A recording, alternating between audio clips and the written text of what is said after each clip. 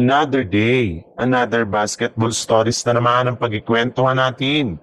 At ngayon nga, yung balitang may request na nga daw si Luka Doncic sa Los Angeles Lakers. At ang balitang ginulat nga daw ng Golden State Warriors ang NBA. Kagaya nga ng napag-usapan natin, biglang ang bumagsak ang kanilang opensa at depensa na siyang rason bakit sila natambakan sa kanilang laban kontra sa Houston Rockets.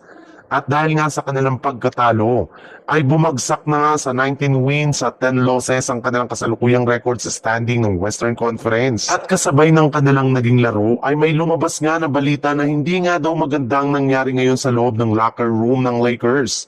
Sobrang tahimik nga daw ng halos lahat ng kanilang mga manlalaro ngayon dahil sa sunod-sunod na pagkatalo ng kanilang team ng mga nagdaang araw ngayong season.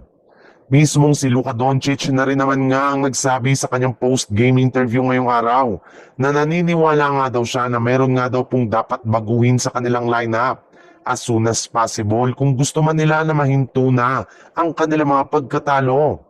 Kailangan na rin naman nga daw ayusin ng lahat ng kanilang mga players ang kanilang ipinapakitang effort sa mga susunod nilang laban.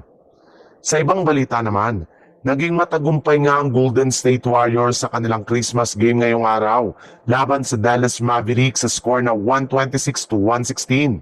Kung saan halos lahat ng kanilang mga manlalaro ay nagkaroon ng malaking impact sa pangunguna ni Stephen Curry na nagtala ng 23 points, 4 rebounds at 3 assists. At si DeAnthony Milton na kumuha ng 16 points.